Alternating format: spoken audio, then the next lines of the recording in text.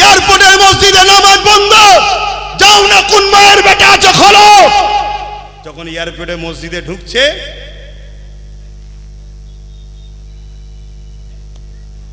এত যখন তেল বলো না যে যাবো, যাও দান করতে দেবে, শুনছেন তো নাকি? কিন্তু মসজিদকে তালা মারছে কে? সরকার।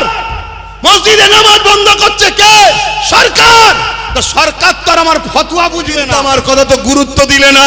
আজকে 91% মুসলমান ভোট দিলে, যে বলেছিল কোরআন মিটে যাবে তাকে ভোট দিলে, সে 86টা পেল, 86টা 86 হাল হয়ে গেল। তা না হয় আজকে যদি 8টা 10টাও আমার দিকে থাকতো, তাহলে কলকাতার মসজিদ নিয়ে লড়াই হতো না? হতো না? তারপরেও লড়াইয়ের চিন্তা ভাবনা নিয়ে প্রস্তুত নিচ্ছি, চলছে কাজ। কিন্তু দুঃখ লাগছে কি, মসজিদের সভাপতি বলছে আন্দোলন করতে হবে না, রাস্তায় নামতে হবে না। তাহলে বলুন গাদ্দার কোথায়? আমাদের লড়াই হলো ফ্যাসিস্ট, অত্যাচারী, জালিম, স্বৈরাচারী এজিদের মতো শাসকদের বিরুদ্ধে আমাদের লড়াই। যে লড়াই ইমাম হোসেন পাক করে দেখিয়েছে, ও লড়াই আগামী দিন আবার হবে, বিশাল লড়াই হবে। ওই লড়াইয়ে তোমরা লড়তে রাজি আছো? রাজি আছো?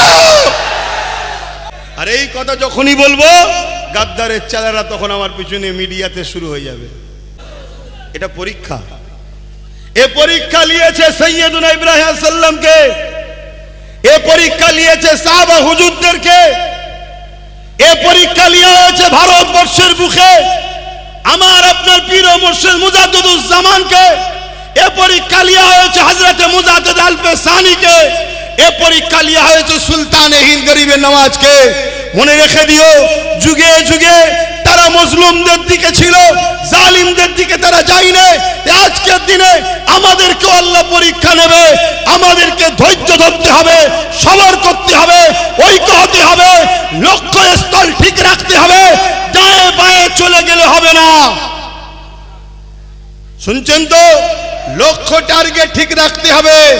অনেকের ধৈর্য নেই, লক্ষ্য ছিল গরম ভাত খাবো, ধৈর্য নেই, দেরি হচ্ছে বলে পান্তা ভাত খাওয়া শুরু করে দিয়েছে। কি আমার কাছে খবর যাচ্ছে, অনেকে একটু এদিক ওদিক করছে, যাকে তাকে বলছে কিছু দে। হচ্ছে তো নাকি? হ্যাঁ, আমি আজকে নম্বর দিয়ে যাব, ওই নম্বরে ফোন করে ডেট নিয়ে যাবেন আমার কাছে, লিখিত জমা দেবেন। সে জেলার সাহেবই হোক, জুলুমকারীকে রাখবো না সাথে, জালিমকে রাখবো না সাথে। আমি জানি জুলুম করা যেমন হারাম, জালিমকে মাফ করে দিয়ে তাকে ছেড়ে দিয়াটাও ইসলামে নিষেধ। কথা বুঝে আসছে?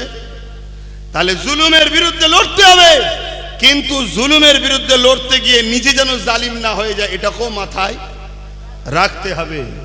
তো ভাইরা আমার রাসূল পাক সাল্লাল্লাহু আলাইহি ওয়াসাল্লাম এই জমিনের উপরে অন্যায়, অত্যাচার, জুলুম, রাহাজানি, খুন, সন্ত্রাসী, দাঙ্গা ফাসাদ পৃথিবীর বুকে ছেয়ে গিয়েছিল। অশান্তির দাবানলে পৃথিবী জড়িয়ে গিয়েছিল। নারীগুলোকে জ্যান্ত পুঁতে দেওয়া হতো। আজকে নারীদেরকে জ্যান্ত পুঁতা হয় না। আজকে নারীদের ঘরে ধরে নিয়ে যে তাদেরকে মানবরূপী পশুরা তাদেরকে লুচে লুচে খাচ্ছে, তাদেরকে অত্যাচার করছে, তাদেরকে রেপ করে হত্যা করছে। সেদিনের শাসক ছিল এজিদ, সেদিনের শাসক ছিল আবু জেহেল, উতবা, সাইবা।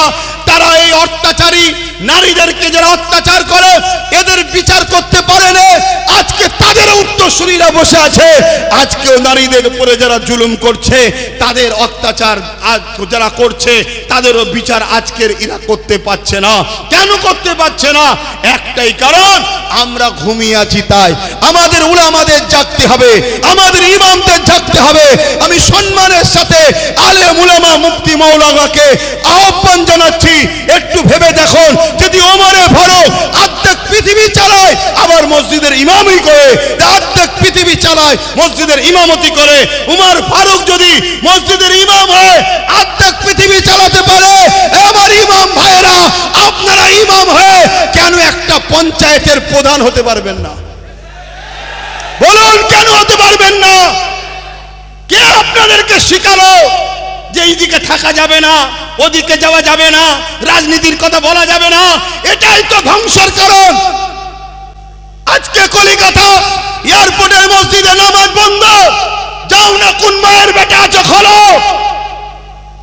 সেদিন যেমন চুচুড়াতে মসজিদের তালা মেরে দিয়েছিল বিগত সরকার, মাদ্রাসা বন্ধ করে দিয়েছিল বিগত সরকার, অনেক আন্দোলন হয়েছে, অনেক কিছু হয়েছে, কেউ খুলতে পারেনি। ওয়াম্মা বিনিআমাতি রাব্বিকা ফাহাদ্দিস, আল্লাহ শুকরিয়া আদায় করে বলছি, আন্দোলন করতে গেছি একদিন তালা খুলে নামাজ আসর ও মাগরিবের পরে তারপরে ঘরে এসেছিলাম। এই বাপের বেটা ইনশাআল্লাহ বলে যাচ্ছি। কিন্তু সেদিন আমি বলেছিলাম, আজ থেকে 6 বছর 7.5 বছর আগের কথা, কি আর একটু বেশি 8 বছর আগে, সেই দিন থেকে আমি বলেছিলাম যে দেখো, রাজনীতি করে আব্বাস সিদ্দিকীর কোনো শখ নেই, পেশা নেই, আর কিছু অভাবও আমার নেই, কিন্তু মসজিদকে তালা মারছে কে? সরকার। মসজিদে নামাজ বন্ধ করছে কে? সরকার। তো সরকার তো আর আমার ফতোয়া বুঝবে না, সরকারকে তো আর যদি বলি তোর মাথায় ফুদে মাথা ফেটিয়ে ফেলবো ওটাও তো বুঝবে না। সরকার বোঝে আইনের ভাষা, সরকার বোঝে পাওয়ারের ভাষা। সেই দিন থেকে আমি বলেছিলাম যে আগামী দিন মসজিদ বানাচ্ছ, মাদ্রাসা বানাচ্ছ, কবরস্থান নিরাপদে রাখতে যদি চাও রাত পাবার দরকার আছে। কিন্তু আমার কথা তো গুরুত্ব দিলে না। আজকে 91% মুসলমান ভোট দিলে, যে বলেছিল কোরআন মিটে যাবে তাকে ভোট দিলে, সে 86টা পেল, 86টা 86 হাল হয়ে গেল। তা না হয় আজকে যদি 8টা 10টাও আমার দিকে থাকতো, তাহলে কলকাতার মসজিদ নিয়ে লড়াই হতো না? হতো না? তারপরেও লড়াইয়ের চিন্তা ভাবনা নিয়ে প্রস্তুত নিচ্ছি, চলছে কাজ। কিন্তু দুঃখ লাগছে কি, মসজিদের সভাপতি বলছে আন্দোলন করতে হবে না, রাস্তায় নামতে হবে না। তাহলে বলুন গাদ্দার কোথায়? বলুন। আর এই কথা যখনই বলবো, গাদ্দারের চালারা তখন আমার পিছনে মিডিয়াতে শুরু হয়ে যাবে। কথা বুঝে আসছে না? নাই লাও। ওই জন্যেই বলছি বাপ, মুসলমানকে চিনতে বড় মুশকিল হচ্ছে। তাই প্রত্যেক জায়গায় বলছি, তুমি যদি আমার হও আমি তোমার জন্য হব। তা তুমি কি আমার? যদি আমার হও তার দলিল কি আছে? তার প্রমাণ কি আছে?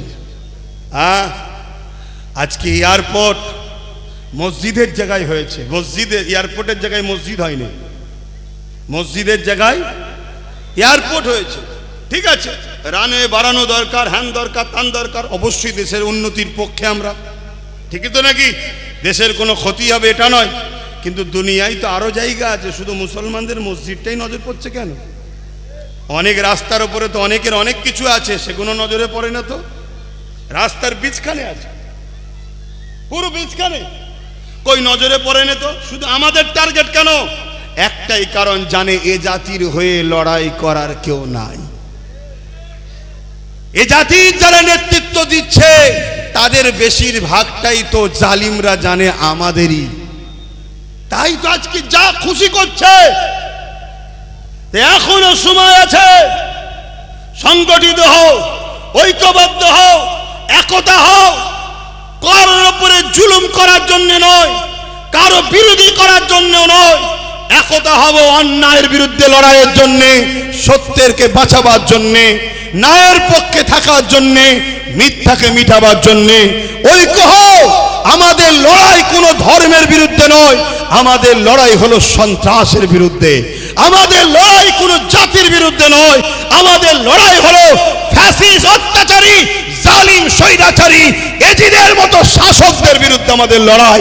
যে লড়াই ইমাম হোসেন পাক করে দেখিয়েছে, ও লড়াই আগামী দিন আবার হবে, বিশাল লড়াই হবে। ওই লড়াইয়ে তোমরা লড়তে রাজি আছো? রাজি আছো? যদি রাজি থাকো, ঐক্যবদ্ধ হও, একতা হও। দেখো কার পিছনে দাঁড়াতে হবে সেটা ভাবো। কেন নতুন করে তোমাদেরকে আবার বিভিন্ন দিকে, ওই বললাম না কড়াই ছিলাম চুলোই পড়ে গেছি, চুলো থেকে উঠা যাবে না? যাবে না? জোরে বলুন। হ্যাঁ ইনশাল্লাহ আল্লাহ উঠাবে। বলুন কে উঠাবে? হ্যাঁ ঈমান আছে তো নাকি? কোনো চিন্তা করবেন না, ভয় আল্লাহ ছাড়া কাউকে খাবেন না। আর তুমি যদি মনে করো যে না, তাহলে আমার সমস্যা নেই। কেন আমি গত 8-10 বছরে সব বলে দিয়েছি। আমি এমনও বলেছি, একদিন মসজিদে যাবেন, দেখবেন AK-47 লে দাঁড়িয়ে আছে। যখন এয়ারপোর্টে মসজিদে ঢুকছে,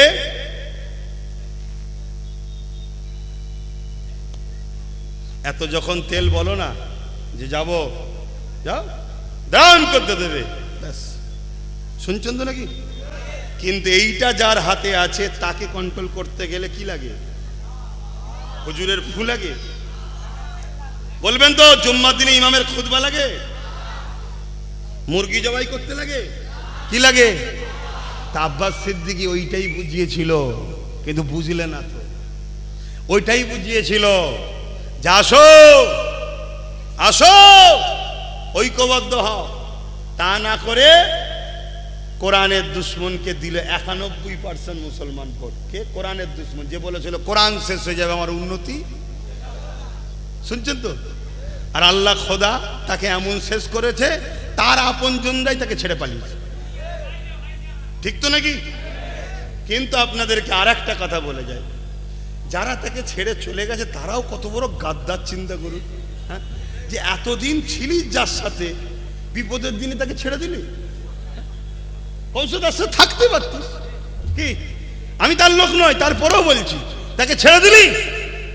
আর একটা কথা বলি, তোমাকে আমাকে কতটা ঘৃণা করে এরা দেখো। ওই যে বেরিয়ে চলে গেল যে পার্টটা, সেই পার্টের মাথা তো মেন নেতৃত্ব দিচ্ছে কে দেখো? মুসলমান তো নাকি? মুসলমান নেতৃত্ব দিচ্ছে তো, আওয়াজ দেবে তো, সেই ওরা। কথা বুঝছেন না? বোঝেননি? আমি ওরা বলতো মুসলিমের কথা বলছিনি, কথা মাথায় ঢুকছে? সেই দেখো। কেন 91% মুসলমানের ভোটে তো জিতেছিস, তাহলে কমসে কম তোদের মধ্যে যারা হবে মাঠে একজনকে বসুক না। না, মুসলমানকে দেওয়া যাবে না। তাই আমি যে কথা বলতে চাইছি, আমরা চুলোতে পড়ে গেছি, চুলো থেকে উঠতে হবে তো নাকি? চেষ্টা করতে হবে তো নাকি?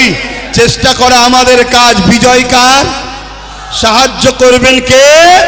নিশ্চিন্তায় থাকুন, আল্লাহ সাহায্য আসবে। জোরে বলুন ইনশাআল্লাহ।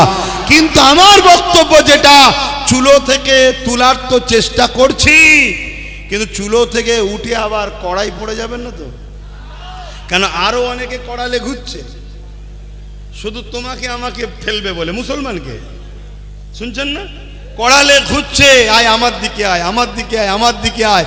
কেন রে বাবা? তোর করাতে তো 28 বছর ছিলাম, তোর করাতে তো 34 বছর ছিলাম, তোর করাতে 15 বছর ছিলাম, আবার তোর কড়াই যাবো কেন? এখন কোন কড়াতে আর নয়, নিজেদের পায়ে দাঁড়াতে হবে। রাজি আছেন? কারা রাজি আছেন হাত তুলে আর একবার সাক্ষী দেন। কথা ঠিক তো? তাহলে নিজের এলাকায় প্রমাণ করতে হবে, প্রত্যেকটা গ্রাম, প্রত্যেকটা জায়গা যেন আগামী দিন পায়।